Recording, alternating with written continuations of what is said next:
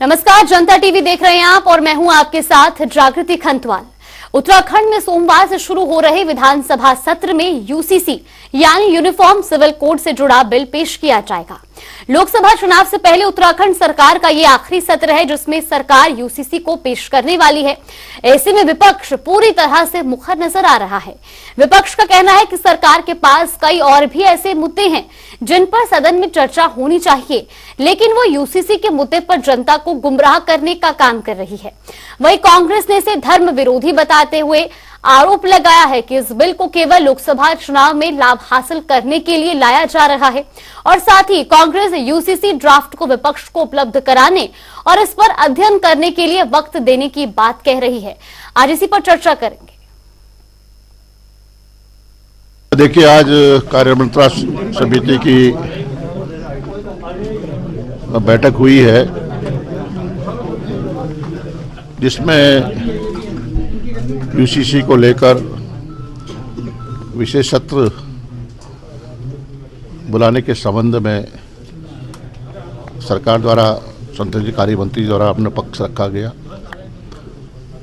और हमने कहा कि इसमें विस्तृत चर्चा होनी चाहिए और इसको सदन में पटल में रखे जाने के पश्चात पर्याप्त समय माननीय सदस्यों को मिलना चाहिए जिससे कि वो उसका अध्ययन कर सकें और फिर चर्चा में भाग ले सकें। यूसीसी को लेकर के ये सत्र आहूत किया गया है।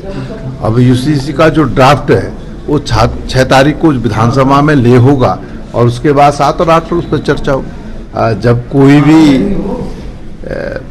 जो यूसीसी का मसौदा है उसको पहले विधानसभा पटल पर ले किया जाएगा और जब विधानसभा पटल पर ले होता है तभी जो है विधायकों को मिल पाता है। ये तो परंपराएं रही है। पूछाओ, सिख से पूछाओ, जैन से पूछाओ, मुस्लिम से पूछाओ, किसी हिंदू से पूछाओ, किससे पूछा है कि कोई विधायक बता दे कि मैं उसमें सुझाव देने गया मुझे बुलाया है।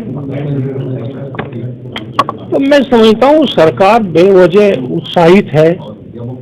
जैसे महिला आरक्षण की बात है, लागू कब होगा? जब अगला परिसीमन होगा। जैसे 3 तलाक का आया, कुछ हुआ? इस पे भी कुछ नहीं होना। सिर्फ समाज में 1000, 2000, 10,000 मुकदमे बढ़ेंगे, इससे ज्यादा और कुछ नहीं है। इस विधेयक का समाज से कोई लेना देना है ही नहीं। कुछ जो है चोरी कर रही है सरकार को। अगर ये ईमानदाराना मामला होता तो इसमें तमाम मज़ाहिब के माहिरीन को लेती, लेकिन सरकार ने ऐसा नहीं किया। और अगर कमेटी बनने के बाद फिर उसको सार्वजनिक करती, उसको इश्तहार करती कि भाई ये मामला थे, सरकार ने वो भी नहीं किया। अभी मुसव्वदा पब्लिक को बताया ही नहीं है। तो पब्लिक का काम है, पब्लिक का मामला है। इसका मतलब ये कि जबरन सरकार जो है इसको खास तबके को खुश करने के लिए और सरकारी इस फरमान को जो है जबरन थोपना चाहती है, जो बहुत ही अगर ऐसा है जैसा हमें लग रहा है कि इन्होंने सिर्फ मुसलमानों को उसके दायरे में लिया है, अगर वो कुरान के खिलाफ, शरीयत के खिलाफ, हमारी तहजीबों के खिलाफ जाती है तो फिर उसका विरोध किया जाएगा। तो विधानसभा के सत्र में यूसीसी पर चर्चा की जाएगी। यूसीसी का ड्राफ्ट तैयार हो चुका है और ऐसे में लोकसभा चुनाव से पहले यूसीसी प्रदेश में लागू करने की तैयारी में सरकार है। हालांकि इसको लेकर के विपक्ष कई तरह के आरोप लगा रहा है। विपक्ष का कहना है कि लोकसभा चुनाव में लाभ के लिए सरकार ऐसा कर रही है। कुछ विपक्षी नेताओं का यह भी कहना है कि यूसीसी एक धर्म विरोधी कानून है। हालांकि इस पूरे विषय पर एक तरफ सरकार का कहना है कि यूसीसी यानी कि समान नागरिकता कानून, सबके लिए एक समान कानून होगा और 2019 लोकसभा चुनाव में बीजेपी के घोषणा पत्र में भी यूसीसी शामिल था। ऐसे में लोकसभा चुनाव से पहले यूसीसी एक तरफ जहां प्रदेश में लागू होने की ओर है तो वहीं विपक्ष उसको लेकर के कई सवाल खड़े कर रहा है। एक तरफ जहां विपक्षी नेताओं का कहना है कि यूसीसी केंद्र सरकार का विषय है, लोकसभा चुनाव के लिए ये लाभ लेने के लिए ये सब किया जा रहा है। वही इसी पूरे विषय पर आज चर्चा करने के लिए हमारे साथ हमारे मेहमान भी जुड़ चुके हैं। भारतीय जनता पार्टी के प्रदेश उपाध्यक्ष देवेंद्र भसीन जी हमारे साथ जुड़ गए हैं, साथ ही कांग्रेस प्रदेश प्रवक्ता आशीष नौटियाल जी हमारे साथ जुड़ गए, उसके अलावा यूकेडी प्रदेश प्रवक्ता अनिल थपलियाल जी हमारे साथ जुड़ चुके हैं। आप तीनों मेहमानों का बहुत बहुत स्वागत है। आज सबसे पहले देवेंद्र भसीन जी आपसे ही प्रश्न करना चाहूंगे। एक तरफ सरकार यूसीसी ड्राफ्ट तैयार हो चुका है, यूसीसी पे चर्चा विधानसभा सत्र में होनी है, लेकिन विपक्ष का कहना है कि लोकसभा चुनाव में लाभ के लिए यूसीसी लाया जा रहा है। देखिए, विपक्ष का ये कहना अपने आप में बिल्कुल गलत है कि लोकसभा चुनाव की दृष्टि से लाया जा रहा है। हमें ध्यान में होगा कि पिछले विधानसभा चुनाव में हमारे माननीय मुख्यमंत्री श्री पुष्कर सिंह धामी जी ने प्रदेश की जनता से कहा था कि अगर आप हमें दोबारा सत्ता में आने का आशीर्वाद देंगे तो हमारा पहला काम यूसीसी को लाने का होगा, और ऐसा हुआ। जनता ने इस पर हमको अपना मैंडेट दिया, अपना आशीर्वाद दिया, और धामी जी की जो सरकार की पहली कैबिनेट की बैठक हुई और उसमें जो पहला प्रस्ताव पारित हुआ जो यूसीसी के बारे में था, और उसी को लेकर के फिर एक हाई पावर कमेटी जो है जिसमें सुप्रीम कोर्ट की जो पूर्व न्यायाधीश है श्रीमती रंजना देसाई, उनको अध्यक्ष बनाया गया। और उसमें अन्य न्यायाधीश भी हैं, नौकरशाह भी हैं, शिक्षाविद भी हैं और समाज सेवी भी हैं, और ये प्रक्रिया चल रही है लगातार। समाज के विभिन्न वर्गों से पूरे प्रदेश में जा करके समिति ने उनके विचार लिए, और इसी क्रम में राजनीतिक दलों से विचार भी लिए गए कि आप अपनी बात को कहिए। जिस राजनीतिक दलों का ये नंबर आया तो भारतीय जनता पार्टी के नाते से हम लोग वहां गए, कुछ वामपंथी मित्र भी हमारे वहां गए, लेकिन दुर्भाग्य की बात यह है कि कांग्रेस और आम आदमी पार्टी ने उस अवसर का बिल्कुल गंवा दिया और उन्होंने बाइकआउट कर दिया। उन्होंने कुछ ऐसे अजीब से बहाने लगा करके कह दिया कि हम इसमें नहीं आएंगे, कुछ पहले में सवालों का जवाब दीजिए, जबकि सच्चाई ये थी कि हमें अपने सुझाव देने थे। और समान नागरिक संहिता क्या होती है इसके बारे में 70 साल से देश के अंदर चर्चा हो रही है। कांग्रेस ने जो है उसने अपना मत नहीं रखा। अब बार बार जो है इस मामले को लेकर के कांग्रेस कहती रहती है।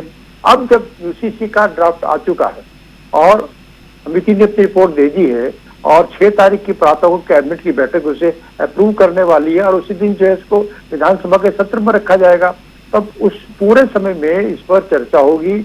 कांग्रेस के पास पूरा मौका होगा, पूरी गंभीरता से चर्चा में भाग ले और अपनी बात को कहे, और उन्हीं के माध्यम से पूरे प्रदेश के अंदर भी स्थिति जाने वाली है। तो ये एक बिंदु तो ये वैधानिक हो गया। दूसरा मैं ये कहना चाहूंगा कि जो यूसीसी है वो किसी धर्म के मामले में नहीं है, ना हिंदू के लिए है, ना मुसलमान के लिए, ना किसी के लिए। ये तो नागरिकों की समान संहिता का है, जिसके बारे में हमारा संविधान भी कहता है। संविधान के दिशा निर्देश तत्व हैं, उनमें बात कही गई है और कई अवसरों पर माननीय उच्च न्यायालय ने भी टिप्पणी की है कि अगर यूसीसी हो तो देश के अंदर बेहतर होगा।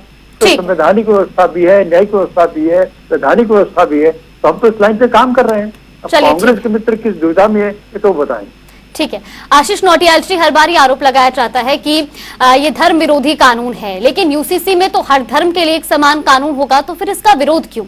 और दूसरा सवाल ये भी कि हर बार ये भी आरोप लगाए जाते हैं कि सुझाव के लिए बुलाया नहीं गया, लेकिन देवेंद्र भसीन जी का कहना है सुझाव के लिए तो बुलाया गया था, लेकिन कांग्रेस और आम आदमी पार्टी वहां पर पहुंचे ही नहीं। देखिए मैडम, अभी भसीन साहब ने बताया कि 2022 का जब चुनाव हुआ था तो धामी जी ने ये वादा किया था और जनता ने मैंडेट दिया और आज ये यूसीसी लेके आ रहे हैं। तो मैं आपको याद दिलाना चाहूंगा, जनता ने धामी जी को हरा दिया था। जो उन्होंने बात कही थी इस बात पे ही उनको हराया होगा कि हमें ये नहीं चाहिए, हमें पहले भू कानून चाहिए, हमें मूल निवास चाहिए, हमें रोजगार चाहिए। उनको तो जबरदस्ती लाके आप लोगों ने फिर दोबारा सीएम बनाया।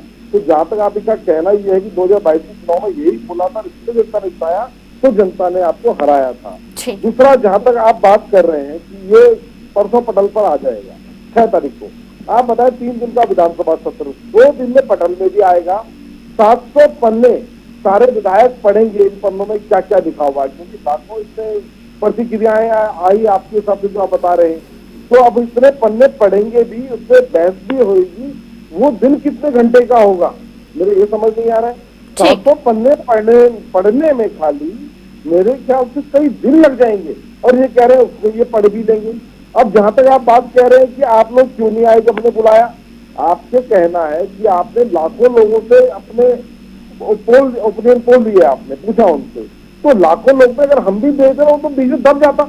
अब अगर लाखों लोगों का जो भी आप लोगों ने जोड़ निकाला था तो उसके बाद उसको पहले उस पर चर्चा कर लेते, उस पर विपक्ष के साथ बैठे मंत्रणा कर लेते कि इस तरीके हम लाना चाह रहे, बताओ इसमें क्या हटाएं, क्या रखें, क्या करें, तो ज्यादा बढ़िया होता। बजाय आप मुंह की खाएंगे विधानसभा के अंदर। विधानसभा के अंदर क्या होने वाला है? विधानसभा के अंदर नहीं होने वाला ये सब कुछ, क्योंकि सिर्फ ये आपका एक जुमला है। 700 पन्ने लेके जब माननीय सीएम साहब दिल्ली गए थे तो दिल्ली ने भी उनको फटकार लगाई कि 700 पन्ने पढ़ नहीं सकते, जाओ वापस जाओ देहरादून में। और जब देहरादून में कल कैबिनेट की बैठक हुई तो मुख्यमंत्री जी की कैबिनेट की बैठक में यूसीसी पर चर्चा नहीं हुई। इससे सीधा सीधा लगता है कि आपको केंद्र से भी फटकार लगी है। चलिए ठीक है, अनिल थपलियाल जी, आपसे भी जानना चाहेंगे क्या यूकेडी यूसीसी का समर्थन करती है?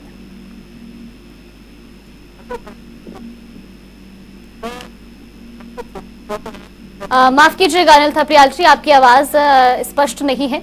एक बार आप अपनी आवाज जरूर चेक करवा लीजिएगा। ठीक है, चलिए देवेंद्र भसीन जी, तुरंत आपसे एक क्विक रिएक्शन लेना चाहूंगी।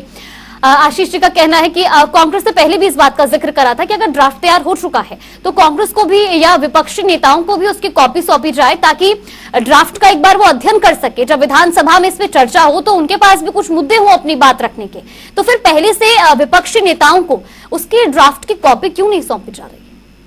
देखिए, पहली बात तो ये है कि जो उनको इनवाइट किया गया था जी, तो सभी को इनवाइट किया गया और हर एक से राय ली गई थी कि आप यूसीसी में क्या चाहते हैं। और हमारे कांग्रेस के प्रवक्ता लोग हैं, इससे पहले भी कई डिबेट में मैं रहा हूँ, तो हमेशा कहते हैं कि ये होगा और वो होगा, कई प्रकार की बातें करते हैं। तो मैं उनसे हमेशा ये कहता रहा हूँ कि भाई जो बात आप डिबेट में बोलते हो, जनता के बीच में भ्रम पैदा करना चाहते हो, बहुत बेहतर होता कि आप हाई पावर कमेटी के सामने अपनी बात को रखते। तो जहाँ बात कहनी चाहिए और कांग्रेस लोग अपनी बात कहते नहीं है और मंचों पर आकर के केवल एक भ्रम पैदा करते हैं। और यूसीसी का मसला, मैंने कहा ना, संवैधानिक मसला भी है। यूसीसी का मसला न्यायपालिका का निर्देश भी है और हमारे भारतीय जनता पार्टी के तो प्रारंभ से ही ये अपने आप में बिंदु रहा है। और मैं इनको मित्रों को अपनी ये भी याद दिलाना चाहूंगा कि अगर संविधान की डिबेट को देखेंगे तो पंडित जवाहरलाल नेहरू ने भी इनका समर्थन किया था, लेकिन आज पंडित जी को ये भूल चुके हैं। तो ऐसे में मेरा कहना यह है कि ये भ्रम पैदा ना करें, ये हिंदू मुसलमान का मसला नहीं है।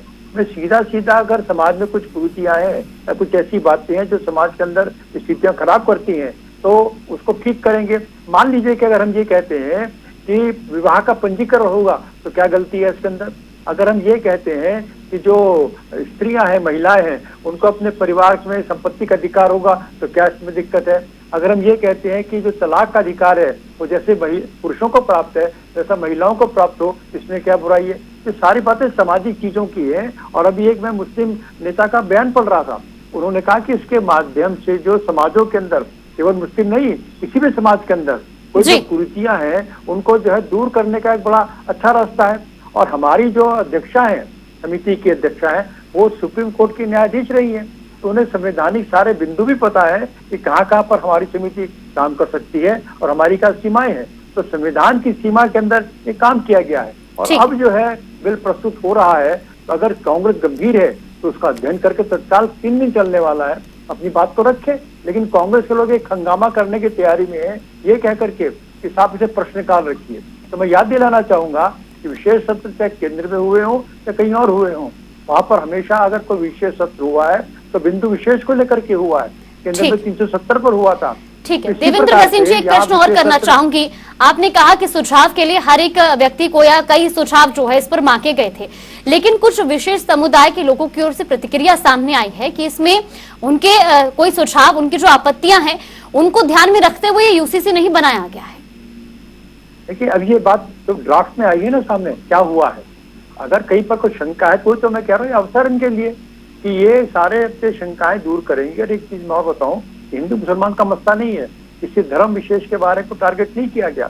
अगर जैसे कि 3 तलाक का मसला था, 3 तलाक कोई इनकी कुरान के अंदर नहीं आया, जो इनका पाठ अपना ग्रंथ है उसमें बिंदु नहीं आया कभी। तो 3 तलाक पारित हुआ देश के अंदर और मुस्लिम महिलाओं को एक समानता का अधिकार मिला। आज पूरे देश के अंदर मुस्लिम महिलाएं बहुत पसंद है इसको लेकर के। तो मेरा कहने का मतलब ये स्थितियां हिंदुओं में भी हो सकती हैं। अगर बहु विवाह मुसलमानों में होता है तो कई हिंदू लोग भी बहु विवाह करते हैं, कई बहु विवाह करने वाले अन्य समाज के लोग भी हैं। तो सबके लिए एक बात हो जाएगी। और पंजीकरण जो होगा वो मुसलमान का भी होगा, हिंदू का भी होगा, सिख का भी होगा, ईसाई का भी होगा। इसमें क्या दिक्कत है?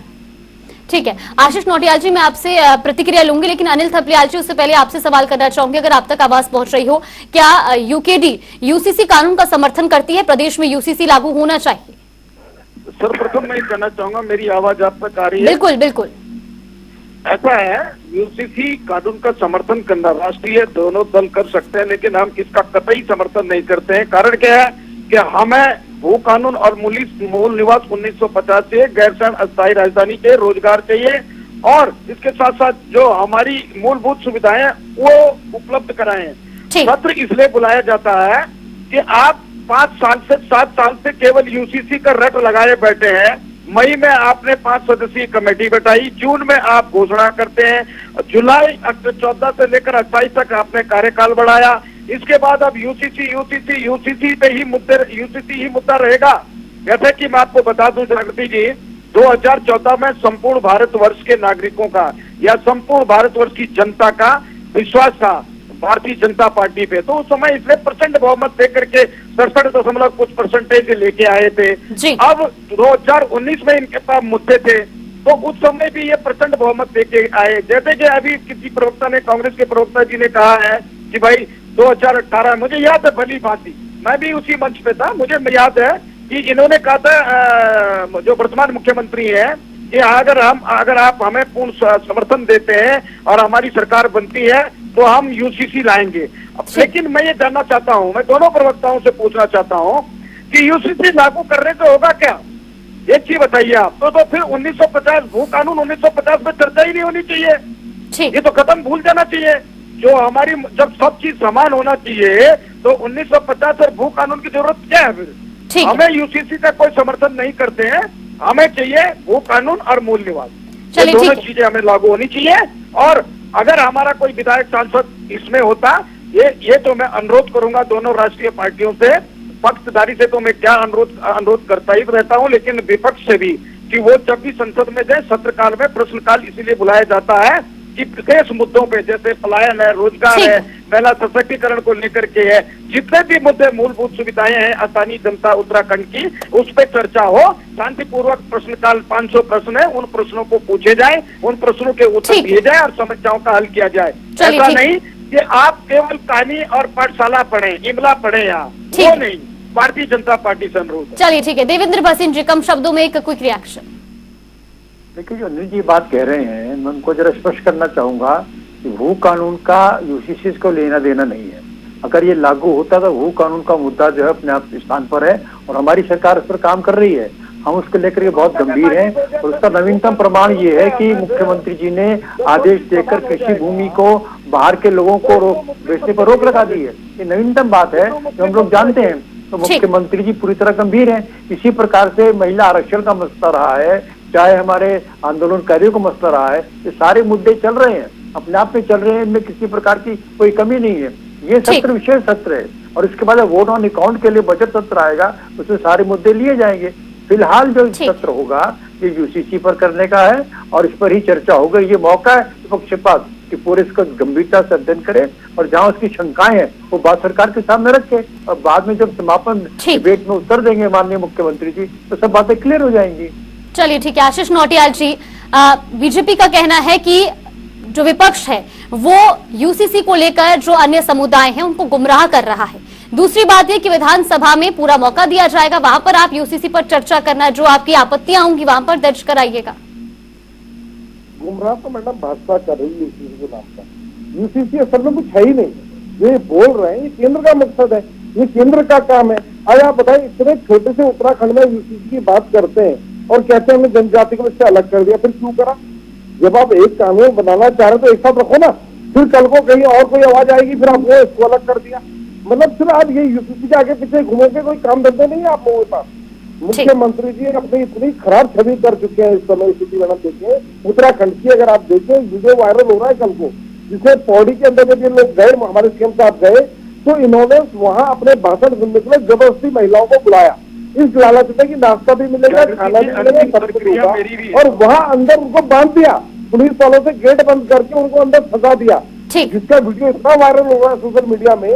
आपके कोई भाषण सुनने को तैयार नहीं है। अब आप मार पकड़ के लोगों को ला रहे हैं, विभागों से ऑर्डर दे रहे हैं, मंत्री ऑर्डर दे रहे हैं कि लाओ लोगों को भीड़ करो, और उनको कमरे में ताला लगा के बंद कर दे रहे हैं। बिल्कुल लौटूंगे अनिल थपियाल जी आपके पास, लौटूंगे।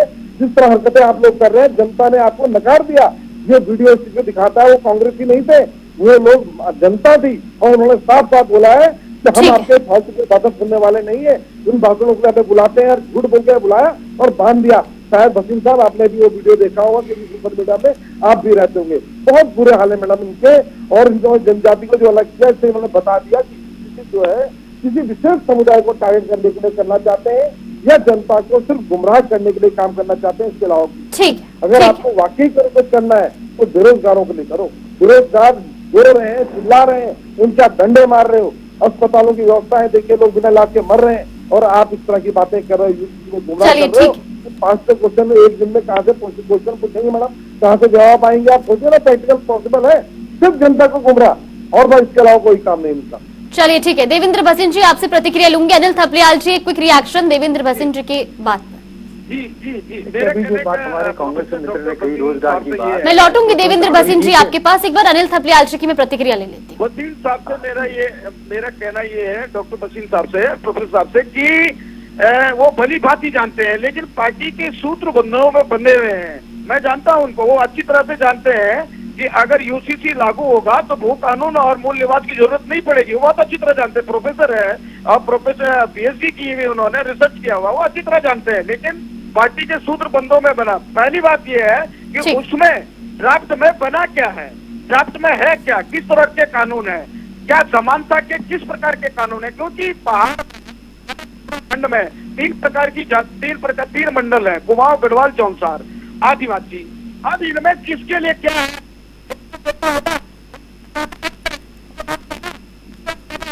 माफ कीजिएगा अनिल थपलियाल जी, जरूरत है उसको लागू करें। ठीक, जो मूलभूत सुविधाएं उनको लागू करें, जैसे कि मैंने अभी गिनवाया, भू कानून को लागू करें, मूल निवास 1950 को लागू करें, आपदा पे ठोस रणनीति तैयार करें, पर्यटन पे ठोस नीति तैयार करें, चलिए, ठीक महिला है। सशक्तिकरण को लेकर के, सुरक्षा को लेकर कोई ठोस कानून बनाए।